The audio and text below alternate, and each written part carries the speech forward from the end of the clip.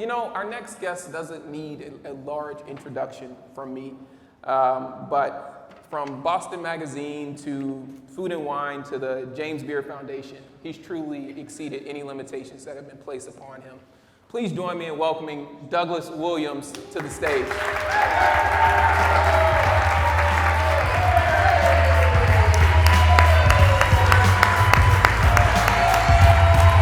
Look at him! GQ come through! Have a seat. Claim a seat. Yeah, I was gonna say claim a seat. Claim a seat. Get it right. I was like, I can't be messing up my own brand. Cliff just told me that. How you doing? I'm doing all right. I was tempted, but I'm gonna do it anyway. Yeah. Because anytime someone has the same last name as me, I'm like, that's my cousin. So I was like, cousin coming out. We cuz. Well, cuz, how are you doing? I'm good. We ate at the restaurant last night. I know, it's the second time. In a month. That makes you a VIP.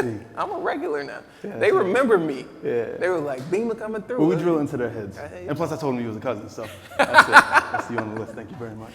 Oh my goodness. So with everything going on, how are you? Like, how do you stay balanced and just kind of stay like grounded with all the things? I mean, to be honest, like I'm not that good. I think over the past, since I was 15, it's been just going hard and starting in Wendy's and falling in love and then watching Food Network and falling in love with that and then making France and Europe my goal and trying to bring that all around while life is going on. I think going through the last 2-3 years have been very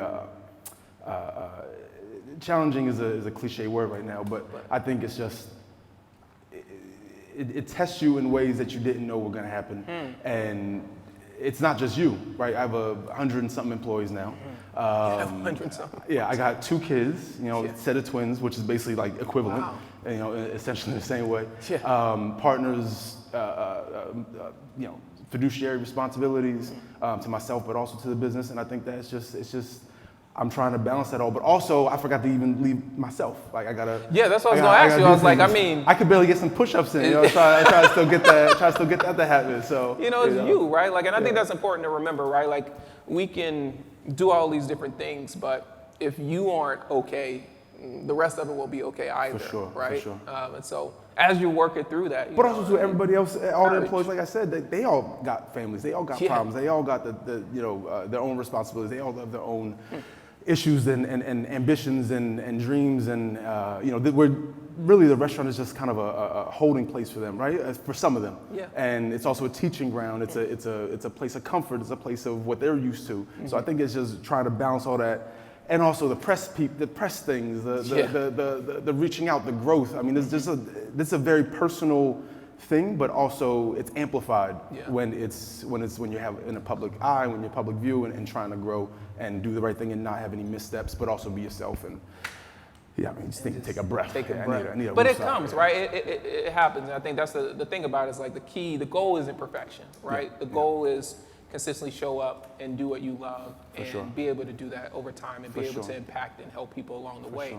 But you spoke initially about going, and you feel like you've been going for a long time now, and that really started at a very young age for you. Tell me a little bit about that relationship between, like, take me into the family, right? Talk to me about your mom, your dad. I know you spent so much time with your mom, and there was pockets where your dad wasn't around. Sure. How did that shape you today?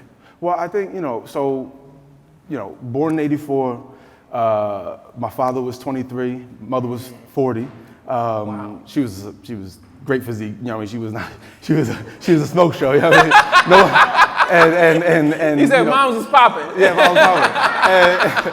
And mom was a cocktail waitress and dad was a chef, and you already know how that goes. So you don't happen with that. And then I happened. And then but I think when you're 23 and not quite ready for the world.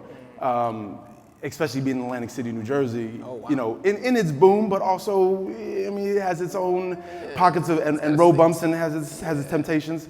How do you stay in that? How do you stay there with a kid, right?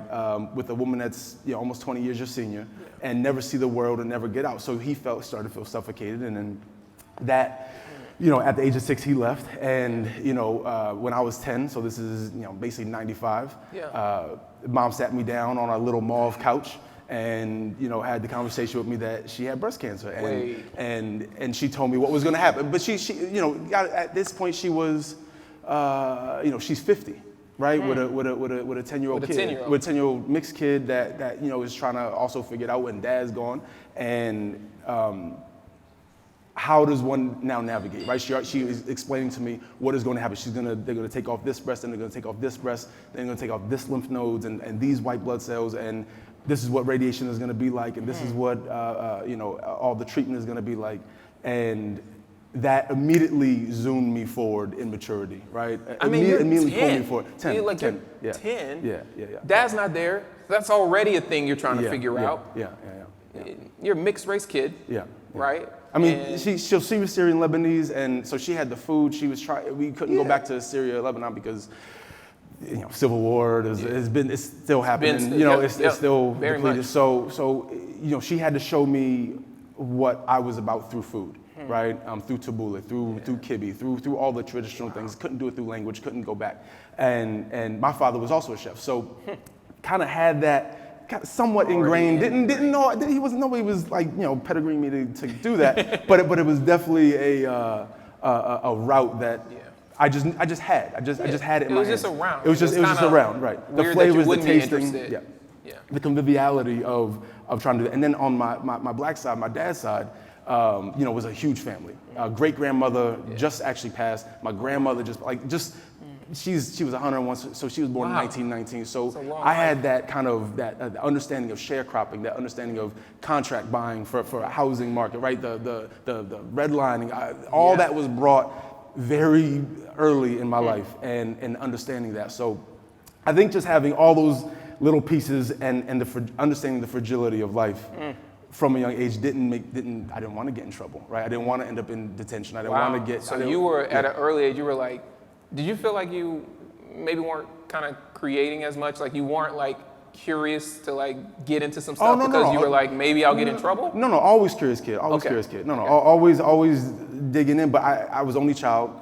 So you play outside. That's the curious. That's outside is the move. It's the only way you're going. I'm only child as well. You just get there. But when dad's not there, you don't have that sort of kind of the 6 to 15. So he was going from 6 to 15, and that is probably the worst time to be gone, right? Yeah, that is so much. Well, I mean that's when you absorb. I mean that's when you absorb and develop and then put yourself out into the world. And I think that.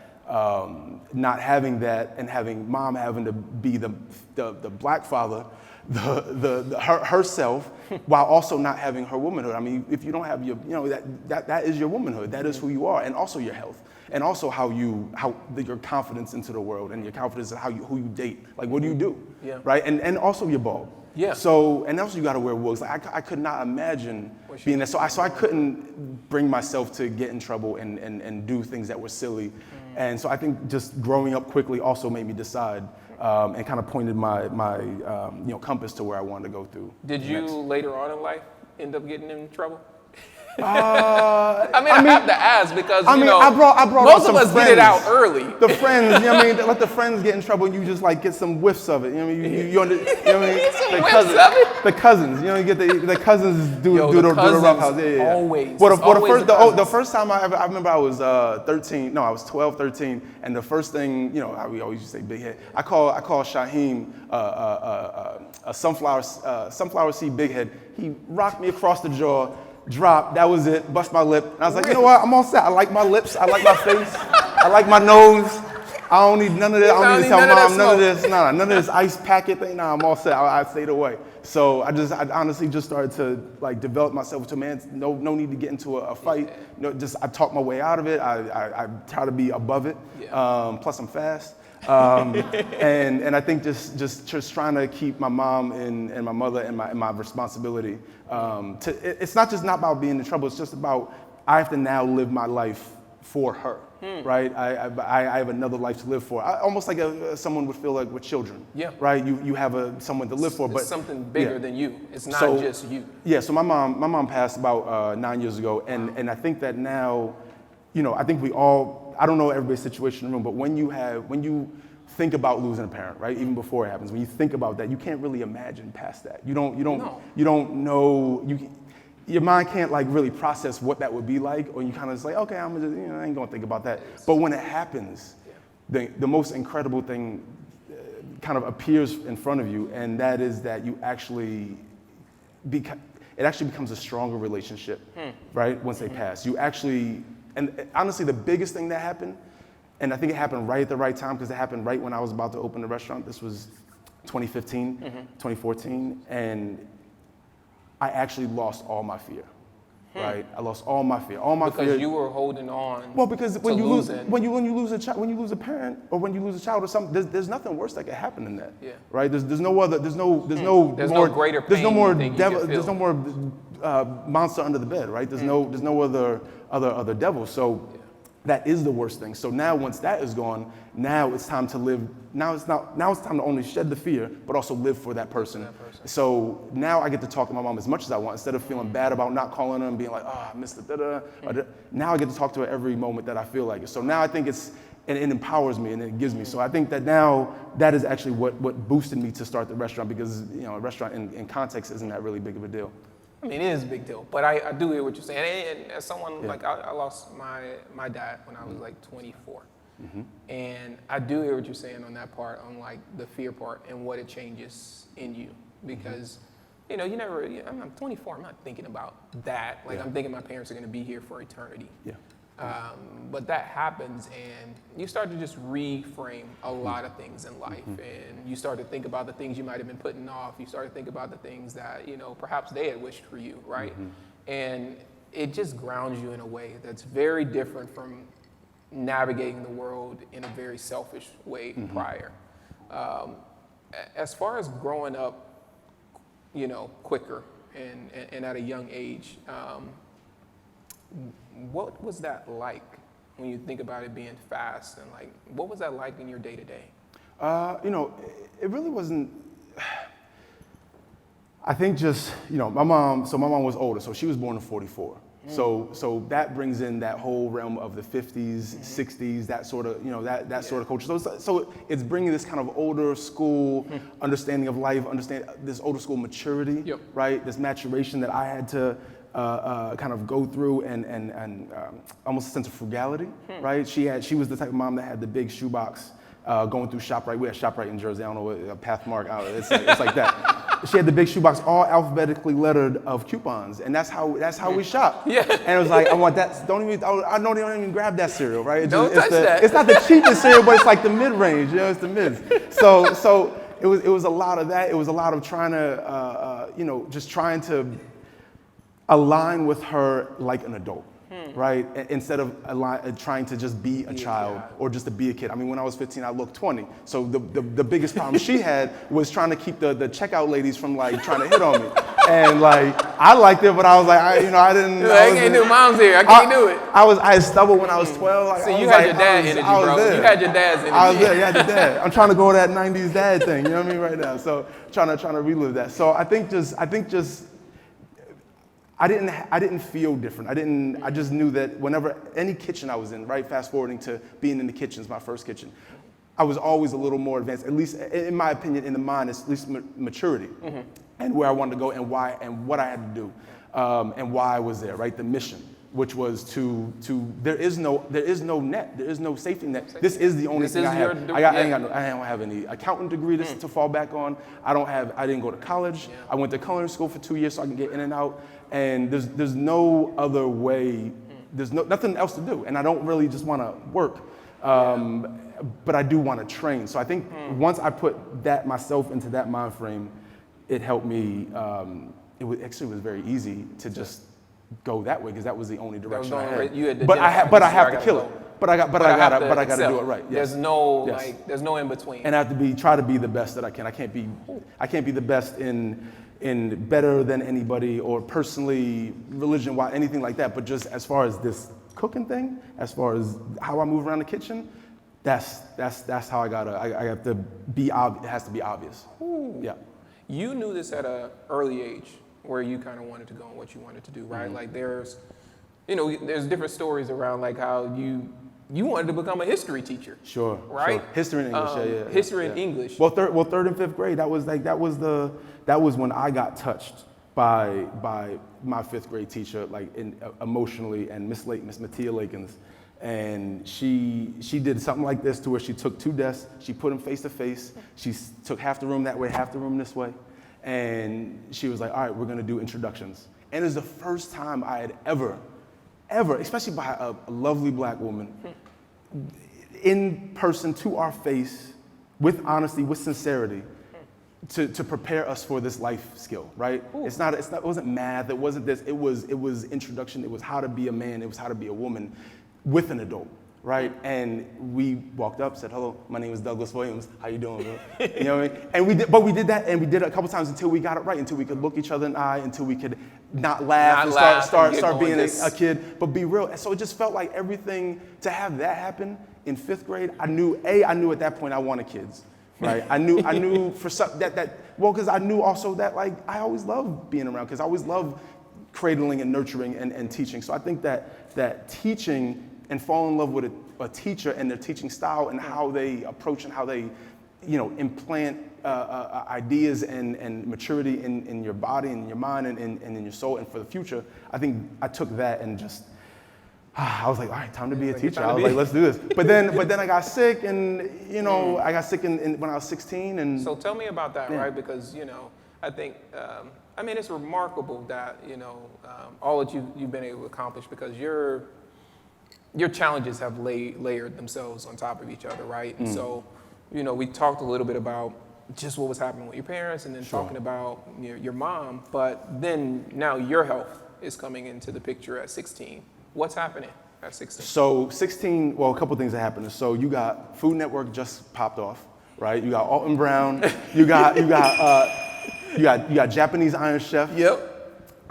Which I had never seen before, and you got what we call the Boku store, which is the Olympics, right, of food cooking, which I didn't even know existed. The only Olympics I knew was going to the pen relays and seeing Marion Jones, and seeing Maurice Green, and being like, what the fuck, this is? He's like, what they doing? They doing I can see this. This is like 99, 2000, and being just like in this sort of amazement, and just thinking that that's what I wanted to do. I was running track.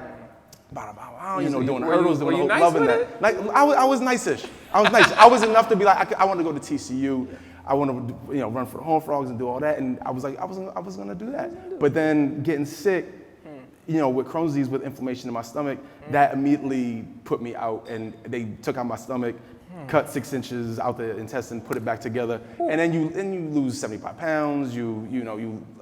I had a fro, I had braids, so I looked like a troll. It was rough. It wasn't a good look. So I lost my fast twitch muscle. So I think just coming out of that and seeing the Food Network and seeing what's possible, right, and seeing this competition and seeing, okay, well, I could still cook, but now I can't eat.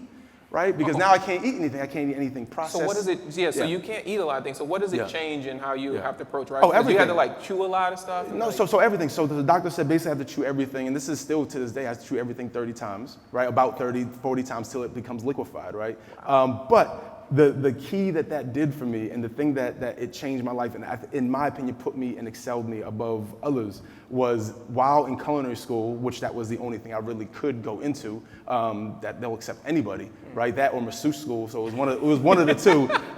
So I went inside. Williams, the masseuse. Yeah, I'll be in a room with a big hairy dude, but like I didn't want that. I was like, I need to be in the kitchen. And I was around other hairy dudes, but at least we got clothes on. So it's like that's what I was going for. So, and they get to be around good smells and better smells. It was a better outlook for me and more entrepreneurial bandwidth, in my opinion. So, I applied for culinary school, $9,000. We had a $1,000 grant, because we didn't have, it wasn't flowing money. So that was what I could do. And the one thing that chewing and not being able to eat, it makes you appreciate every single bite you take, right? Because you don't eat a cake for 2 years. Yeah. Well, you just can't have a piece of cake. You can't have bacon. I can't have anything with nitrates. I couldn't have anything from starch, nothing on a shelf, nothing in a box. Wow. And this is before Whole Foods, right? This is like, this is 2000. This is really hard. You can't buy almond flour in a little 4-ounce packet. You gotta buy the 40-pound, 40 brick joint from Pennsylvania and get it home and chop it up. It was weird. So that's what we did, and my mom was trying to keep me alive, all while she was kind of, not fading out, but just trying to maintain. So I think that all that happening at one time, and being in school, I would chew. I would taste all the salt, all the sugar to the grain, and then I have a little, what we call a Slim Jim. It's like a skinny trash can in the kitchen.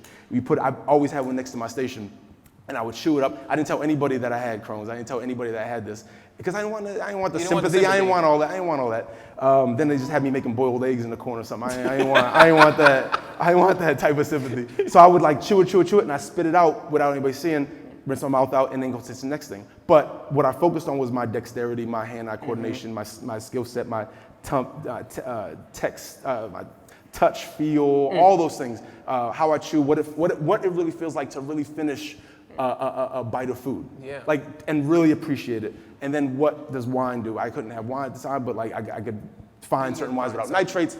I went through every hoop you can ever go through just to be able to enjoy what people were just chewing. So I think it gave me this sort of, again, this maturation in real time, and also excelled me forward in how I want people to enjoy food and what texture does and how it makes you feel. Because if you haven't had a chip in 2 years, if you haven't had a chip in a week and you go to have a chip, you're like, oh my goodness, this is delicious.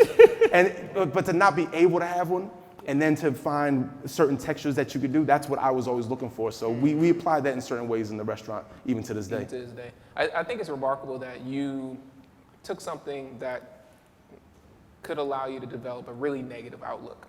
Sure. And a bitter, and you really thought about how actually I want to use it this way, and I want to use it to take myself to these different places and really sharpen up my skills and really be able to savor flavor. When you were 18, you also had another pretty remarkable experience, or around 18, and you went to Paris? Actually, I went to Vienna. So Paris, seeing that on TV, that's where the Bocuse d'Or, the Culinary Olympics, was held. So to see when France won every year, USA got smacked up they shouldn't even showed up. But we got better. We got better over the decades. But Paris was always, so you see these boys walking around, these crispy white. I was like, oh my God. I was like, I want to moving around each other, fire and knives, and I was like, that's what I want. That's what I want to do. So Paris was that mecca for me, right? I was like, I got to get there some way. It just wasn't yet. And I actually had this little yellow pamphlet stuck in the bottom of my book bag from culinary school. My mom would clean out the book bag, wash it, because it smelled like food and all that. I'd bring it back, clean it up, tighten it up. And she was like, what's this little yellow paper? And it was a slip to go to Vienna. And I was like, oh my God. I was like, she was like, what is this? I was like, oh no, it's just a thing. It was $2,000, it was $2,200. I was like, I ain't trying to. Don't worry about it. She's like, no, you're going. And then that transformed my life. Really? Well, it's because you see Europe. I mean, you see Europe, you can't unsee it. Yeah, right? You were still in Atlantic City at the time? I was still in Atlantic City. So you went from Atlantic City to Vienna. To Vienna. And that immediately opens your mind into what is possible, who you can be, who you are, what people consider themselves, how people see themselves, how people your age see themselves. And I think that seeing that was like, okay, I need to travel, I need to get out, I need to go. So seeing that, it's funny because the bookend of starting in Vienna, Paris was actually the last place I went when I was 26. Okay. And the one thing in Paris that I noticed is that they were all trying, from the restaurants that I experienced and the time that I experienced, while it was beautiful culturally, the food, they were all doing what we call New American, right? And I was so disappointed. You were like, I don't want to see this. This is whack. I was like, this is not what I want. Because I came there for a certain thing. And that was just, again, that's just my personal experience that I had. But I had an amazing time. But at that time also, my mom was entering the last stage of life. And I think that I had to get back home. I stayed for a summer, stayed for 4 months, did my thing, enjoyed it, loved it. It was all awesome. But then you realize that you need to actually, life kind of smacks you again. And I came back, put her in hospice, did the whole thing, and you kind of ride that out. I showed her the ring I was gonna buy my wife and do the whole thing. And I think once that happened, I remember leaving her in the room with her back towards the door, and seeing no lights on in the room, and just walking out, and that was the last time I saw her. And I think knowing that, I think she knew that I was okay now, right? That I can go really start my life and really let go of any sort of, again, the feelings of not calling, right? All those juvenile feelings that we all have about, that we all feel bad about. And I can let go of that, and now I can get on and apply the energy to what I need to get to, right? And now I get to live through her every day and live for her, and now I get to travel and have fun and inspire other people. So and I'm sure she's extremely proud, you know. Yeah. Tell me about, you know, in that period, you know, you then went into opening a restaurant of your own. Tell me a little bit about what's going into that, right? Because, you know, everything we hear about starting restaurants, businesses in general, is very hard. It's a lot. But you described it as the next thing to sports. So. Yeah, it's awesome. It's terrifying, but awesome. Well, so there's two layers. So obviously there's a lot of adrenaline and a lot of, you know, it's like preparing for a show for however long, right? For years. Yeah. And then actually the curtain comes up, and this is what happens, and everyone gets to have their remarks and their judgments, and you're doing it for the people. Yeah. So you're not thinking about how you're from childhood, I am there to just please, right? That's how I've developed my kind of consciousness. Is I am here to please, I'm here to give, I'm here to provide, and that's just who I am, right? So I think starting a restaurant called MIDA, M-I-D-A. MIDA is actually two words. It's actually supposed to be an apostrophe, but Americans don't do well with apostrophes. Words. Just keep it. It's two syllables. It's easy. It's 4 letters.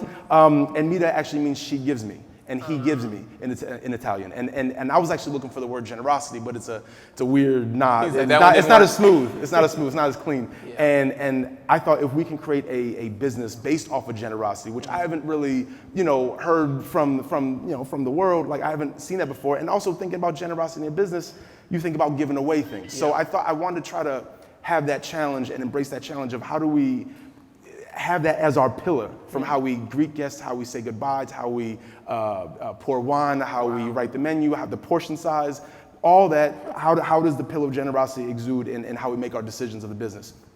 And starting that business, that's how we started. It was like we had to run everything through that lens. And I think when instead of seeing it as this big, you know, crap show of opening a business, in any business, but especially a restaurant when there's so many moving parts, when there's so many delicate pieces to it, making something that you know is just to give, right, and to provide for others and to make them feel welcome. That's actually the easy part, you know. Coming from a mother who's Syrian Lebanese and a black family and a black grandmother, like everybody gets a plate. That's the easy. Oh yeah, that's actually the easy part of it. Yeah. We don't have any styrofoam, but we got other things that make you feel welcome. And I think that if you have that in you. Just cooking obviously is something that I love. Yeah. So everything else is just the other pieces, and then that is why you bring on partners to do the things that you can't do, or the things that you don't actually want to do, or that you're not just. Now that's an important piece that you got to revisit, right? Yeah. Because I feel like a lot of us get stuck in this idea that because we started something, we got to try to do all these different roles that we're not even good at. But or even just don't want to do. Holding on to do it for I feel like prideful reasons. Yeah. How did you realize nah, I don't need to do all that? I mean, it kind of smacks you in the face a little bit. You try to hold on to it as long as you can until you get, I mean, you know, I would say kicked in the mouth, you know, until you hit that wrong road bump, and you kind of lose control of your handlebars, and you're just like, I need to figure it out. And I think that's what it is. In interview process, you realize you don't have certain things, and you just need to be honest with that person about what you need and what you need their role to be. Yeah. And the better you do that, the better you communicate that, and the more honest you are with yourself, the better your results will be for your business. And again, this business is not just start it and then if it doesn't work, then move on. We just go away. You will become financially ruined if you do not make it. And it's not. I think I know a lot of people feel that they say to themselves, okay, as soon as I save up this much, I'm going to start this business. Mm-hmm. I didn't use $1 of my own money to start the business. This is not about.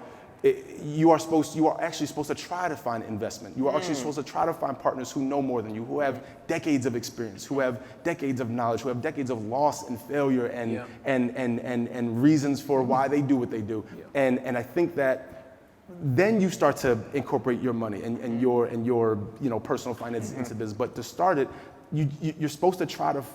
The challenge is to find the people that help you kind of reinforce and enrich the business. And I think if more people would not just know that, but embrace that, I think there would be a lot more businesses started by of every color, of every demographic. Yeah. So I think sometimes people have a hard time asking other people for money. Like there's, I grew up with kind of that connotation that like, we all did. I'm not gonna ask, for money, but as I, got into my own business and kind of learned some of the stuff that you're sharing, like it's like, yeah, of course I need to go ask other people. Well, that's why you actually write the business plan. You let the business ask for the money. You don't. If you ask for it first, it's like an artist selling their own work. It's just you need a dealer to do it. It's too personal, and you can't make the right decisions to kind of protect. Right, your work and what you want to do. So I think that knowing that and understanding that and believing that lets you actually grow farther and better and deeper in what you want to do.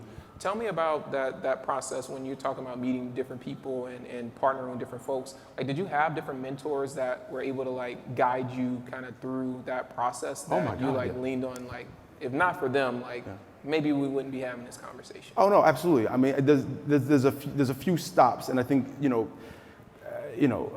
Virgil has that famous quote about that 15-year-old, helping out that 15-year-old you, and I think, that is exactly what happened.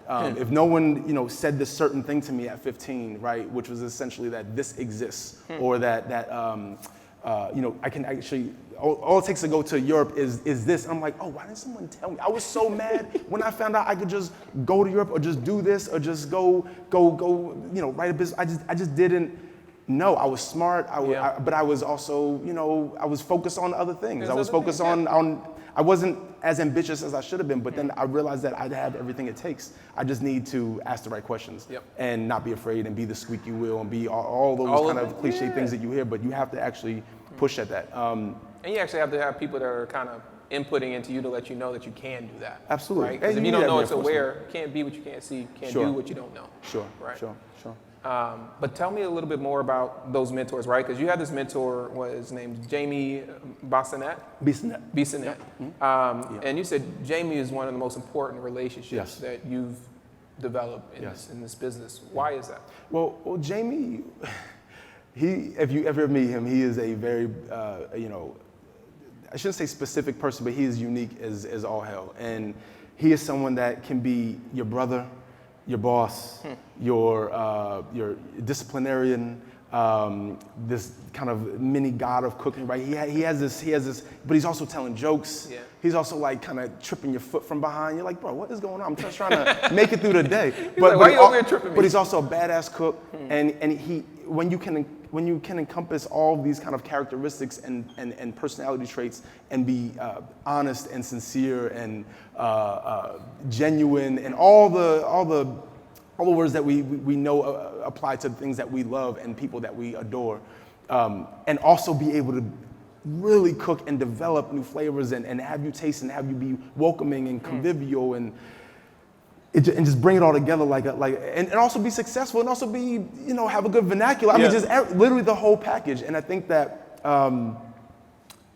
seeing that and being next to that and like sharing sweat, right, every day, day in and day out, and seeing how much work it takes, but also how to be a cool person and blow off steam. I think seeing that, it made me want to be a better, not just cook, but also a better chef and a better person and a better leader, while retaining all these characteristics and personality traits. I mean, that's the important thing about having good people around you, especially a mentor that you can have an example of like kind of what you want to become, right?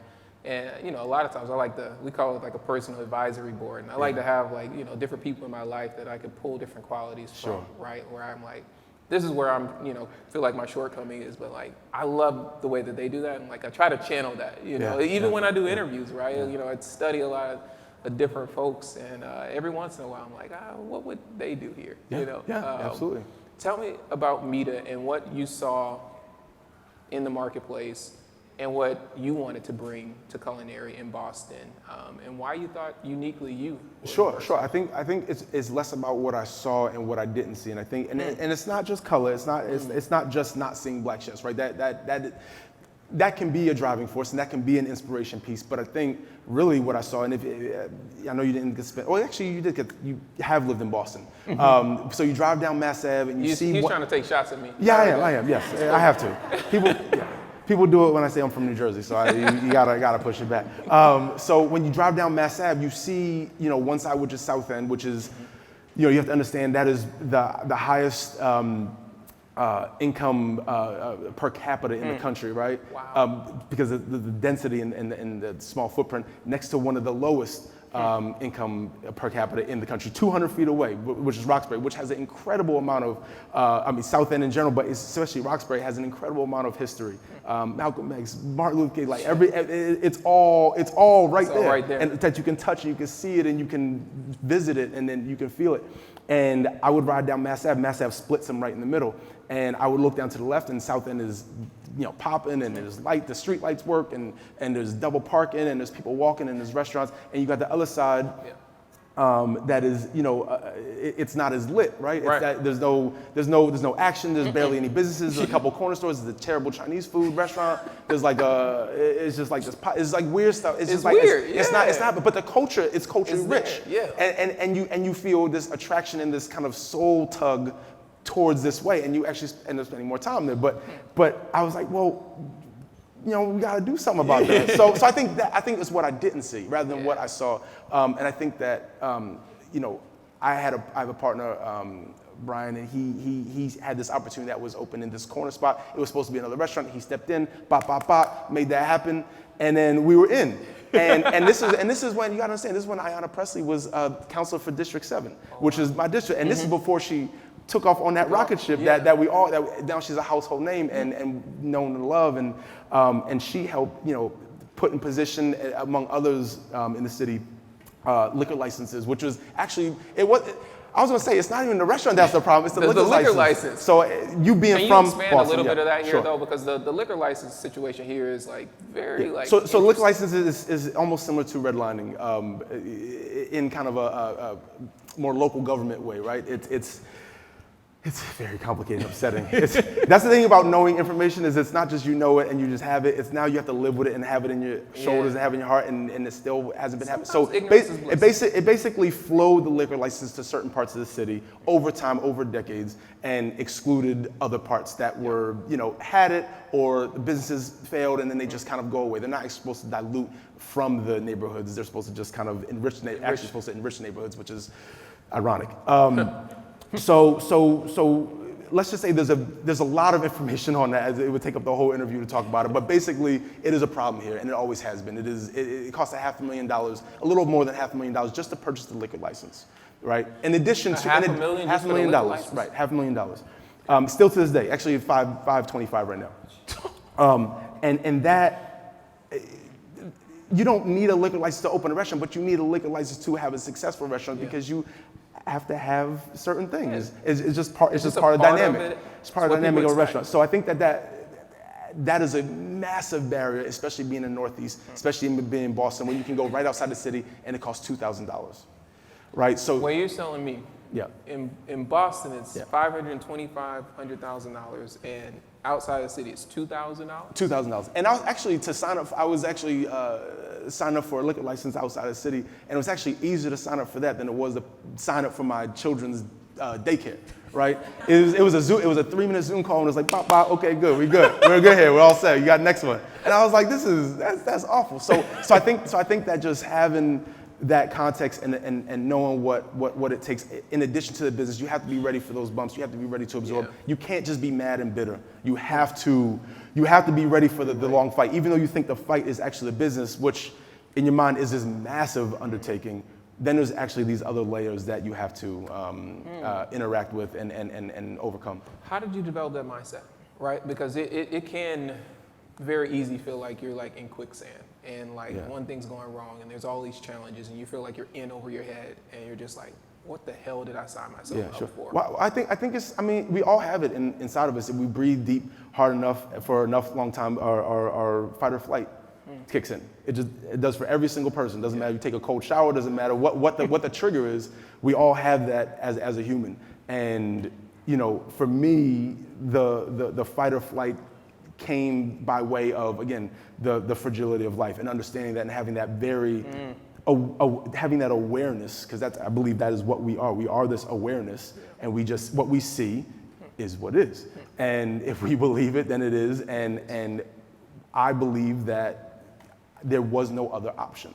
There is no other option for me. And I think that was my mindset is, yes, I can go, you can get a job or you can do some things, but how am I gonna support kids? How am I gonna, buy that, I think you can agree with this, buy that Porsche thing buy that dream. Let me get that 72. buy that thing that inspires you. Because Bad Boys. Yeah. Bad Boys Exactly. was that was very part of my moment. Yes, it's very impressionable. The Black 9/11. So how do I do that, and how can I be honest with myself about what I need for myself and my family, and also to support my family. Like, how am I gonna, everybody needs help. I need help, and I need my own time to now stretch out my mind and my stress and all the things that I was doing. So now I'm trying to do that, and that's I where think we you're at. doing that. Yeah, I'm trying to. It's also not just about helping yourself, it's about helping others. And I think folding that in with the business, it seems like it's become more on the shoulders of people of color to help out rather than to just be. But that's okay. I'll take all that plate of food. I want to help out all of that. I want to keep providing, and I want to keep just that's what I came here to do. That's a responsibility. Right? Like, that's what I signed up for. No, it's true. Like, we always end up taking on a lot of things for a lot of folks. And it could be a lot, but that's also what it seems like it always has been, and that's I think that's what makes us strong, and that's what we do. Yeah. Tell me about how you decided what cuisine you were gonna do. Oh, well, that again, the Italian piece, being in Boston, you have to understand the demographic, you have to understand where you are, you have to understand what was needed. Yeah. There's two maybe Italian restaurants in the South End, 0 in Roxbury and Dorchester and kind of that District 7, Mattapan, all that. And I think that, I wanted to actually do a weird Szechuan, like I want to do this tasting counter thing, cooking on fire, and then there's something else. And my partner's like, listen, he's like, yeah, and again, this is the moment you have to be receptive, right? You can't just be this. You have to be strong-willed to a point. Yeah. Right? But you got to receive feedback. You can't be so strong-willed you can't listen to anything. The tenacity has to have a sort of a kind of I'm not saying a break, but definitely a glide, right? You have to you have to be able to absorb a little bit. And I think that he told me, he's like, listen, like, there's no Italian. I'm like, there is no Italian. He's like, try this first. We'll gain this, sort of trust. We'll gain this sort of thing, and we'll be honest. And then we can do whatever we want. And I was like, I think that sounds like a plan. And now that I can make people understand that concept, and you could, you were there last night. You have it just kind of washes over you, as my grandma would say. Just let it wash over you, and let it just accept it. And I think that now that the city's accepted that, we are able to do things that are a little more ambitious, a little more daring. And it's almost like letting somebody in the house. You don't just let someone in your house that you look through the peephole first, and then you let them in. And you have to, and then you have to take it stage by stage. And I think that as we grow with the city and as we start to expand the businesses, we have to build that trust, and we have to know that it's people. A business is kind of a person in a way that you have to gain trust with the public, and you're serving food to people, and those people are ingesting it into their bodies, into their bloodstream, right, and into their minds and their hearts. The smells, it's the whole experience, and that you felt the music, and you just have to make that an honest and a real experience. I love that you mentioned the music. I can't tell you how many times I've gone to a restaurant and the food is incredible. Yeah. And the vibe is horrible. Yeah. Well, it's something we say that you can have great service and terrible food, but you don't really want good food and terrible service. That's usually the time that you don't go back. It doesn't matter how good the food is, or you get takeout, and that's it. And you don't. But we want you to come in, and we don't want to do. Takeout is great, but we want you to come in. Come fresh out of the kitchen. Come into the house, and you come in grandma's house. You bring the friend, bring the cousin, bring the other one, bring the girlfriend. You bring just as many people can fit at the table, as long as you don't cause a problem. That's it. That's it. Everybody's welcome, and that's what you want to create, and that's, I think. You asked why and how I did it. That is why, is to actually get more of that unity in family. Because my mom was alive. There was a little bit of that, you know what I mean? Because my mom wasn't really into the church. My family was Pentecostal, going all the time, and mom didn't want me to be, kind of in there every 4 times a week. So there was this beat, and I think seeing that and feeling that very much, and having dad away. More and more I look like my dad, the more and more my mom had some things to say and things to tell me and things that maybe she shouldn't have said, but but that's how it goes. That's how it goes. I got it. And I think that the only thing that I wanted more than being successful, more than cooking, more than all the things, was just that unity, right? That kind of moment in Home Alone when the family was in the window he was looking through. Man, I cried on that every single time I watched that. Because I wanted that. I wanted that warmth of that room of just everybody being together and being cool and nobody's having the arguments, but together. But right. It's not like it's not beef. It's not beef, and I think that is why I wanted to do the business. That is why I wanted to have enough, kind of personal ability to have that family and to bring that together. So that's really why I do what I do. That Home Alone analogy is fantastic. That's it. What do you hope people take away from their experience at MIDA? I think this unforgettable, and hopefully again you experienced it, is this feeling that you take away the street sign of Mass Ave and Tremont, and you have this feeling that you can be anywhere in the world, that you can be in Paris, that you can be in Italy, that you can be in LA, and this corner, just these lights, just how they merge and how the energy is and the way the buildings are. I mean, I think there's this kind of it's this definitely warmth, that vibe. the way the bass hits from the ceiling, very very gently but subtle and intentional.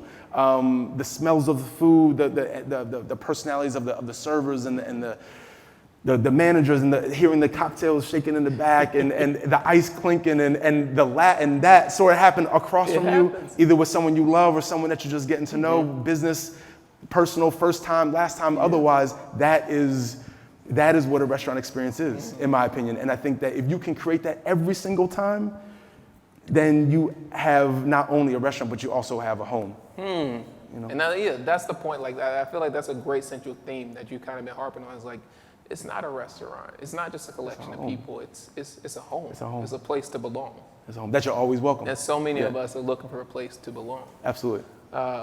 Beyond MIDA, what do you want to create, right? Because you strike me as a person with that.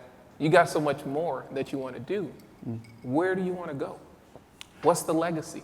Well, I still want to teach in my own ways. I still would like to go back to school and try to round that out. But I think that may be more a personal kind of thing I have to go for. Personal growth outside of. But I think still finding that those kids that are incredibly emotionally intelligent, right? That may not have all the certain pathways, not neglected or in a bad spot per se, right? Because that's not how I view children. It's not their fault the world they came into. It's really about finding who they are inside and helping them to amplify that and helping them give them confidence and helping them to, because for me, I was in, 5th grade, 4th grade, and the reason why I couldn't now, with math and all that stuff, I was either daydreaming about dad, right? And why he was gone and thinking it was my fault, right? And having a certain sort of guilt. And as you, we all got our own thing. Yeah. And also, I didn't like to wear glasses, so I didn't see the board. So I was like, but I was also, so it was like,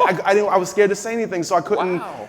So I think that just kind of, if I was approached at that time from a male figure that, was not, that wasn't trying to like date my mom or trying to, I'm saying she was still smoking, even after the thing, she was still going. And it's like, you can't, I just want this wholesome picture of where I can have this business to where I can, be who I am, and also maybe in the literary sense, with the book writing, the cookbook, the memoir, whatever it is, and just get that out and educate. I think education is my biggest thing because that is what I desired the most, that I couldn't quite reach. So I had to educate, I had to self-educate myself. Yeah. And now I get to do that myself in my own ways by reading and find the books that interest me. But now I need to do that and impact children. And impact children. To be the next leaders and to be just who they are. Not to be the best chefs. It's not all about that. It's about just being themselves. The best of them. Best of them. We have a lot of folks in here tonight that either have businesses or want to start businesses or want to start projects. Or maybe they want to start restaurants. So aspiring entrepreneurs and restaurant owners. What advice would you give them for those that are interested in maybe going down the path that you've gone down? I think, the number one thing, and I think the first excuse is, oh, I don't have the money. I think that's always the first thing, right? But I think put all that aside, put all the resources, all that aside, and what it boils down to, money or not, is tenacity, right? That feeling, even if this certain project that you're looking for, the goal, ambition, or whatever, or business plan that you're trying to write, or you have to be so unwavering in your vision of what you want to do that you have to be a little crazy, right? So if you don't have that crazy in you right now, like get that from someone, like go visit that toxic friend or something, and let that rub off on you or something. I don't know what you have to do. Read a book, take a trip, go to Tulum, or do something to get to push that inside of your mind and inside of your heart, because it's kind of do or die. If you don't do it, or if you're not fighting for it, if you're not clawing at it, if you're not scraping for it, if you don't cry within the next year and you're trying to do this, then you're not really doing it, right? You should be yelling at your steering wheel at some point within the next month. Or your windshield, or whatever you are around, or your Uber driver, whoever you got to yell at or let it out at, then you just have to want it more than the next, because I saw it as a way. If I didn't make it in the cooking thing, there was no other. I got to go massage hairy dudes in a dark room with my own bed that I got to bring and then take it and I got to clean it. So like, if that's not enough motivation, you got to find whatever that is and compare it against what could be. And I think that once you do that, you find that the answer and the motivation and the window is very easy to be seen. I can't. Just the analogy, the hairy dude. It's awful. I know it's supposed to be bad. But no, you're right. You have to find that motivation, right? Yeah. And you gotta create a very strong conviction, because, like you said, like, it's not gonna be easy. And it's going to be frustrating, but you got to figure out how do you keep going. But you also got to understand the competitive. Like, I'm also, I love contention. I love facing. And the way, and I'll just kind of wrap my point up on that about it. But the way I see it is 8 lanes, right? 8, 9 lanes in the track, right? And those lanes are obviously, divided, and I see it as these walls that are about 7 feet high, right? You can't see who's to the right, you can't see who's to the left. You run that race, you come around that track, you don't know if you're in front, you don't know if you're behind, you don't know if you're in the middle, but all you know is you have to run as fast as you can and as smartly as you can and as kind of controlled as you can, but you better be close to the front. You better be in front or next to the front, and that's how I saw it kind of coming from 18, is I have to be as far as in front as I can. And the only person to fight against and run against is myself. So hopefully when those walls come up and I look around, that I'm looking behind, that I'm looking back and seeing that people are, but now I get to bring them up. But that contention piece, I think you have to kind of gain that. If you don't have that, you have to have that in you to fight, because just getting to open the business is actually the easy part. Then you gotta run the business, and that's a whole nother thing. Staying terrible. In business. It's awful. It's not. It's fun, but it's also terrifying, because now you have built this. Now you've built this building, and now it's always in kind of this kind of a perpetuity of being ambushed, and you have to keep building. Yeah. So. It's terrifying. It's terrifying. Well, Douglas, thank you so much for your energy tonight. You've shared so many fascinating nuggets. You've come from so many different things, and like, just the ability to have such a positive outlook is completely impressive. So thank you so much. Thank you very much for having me. Y'all make some noise for Douglas. Thank you.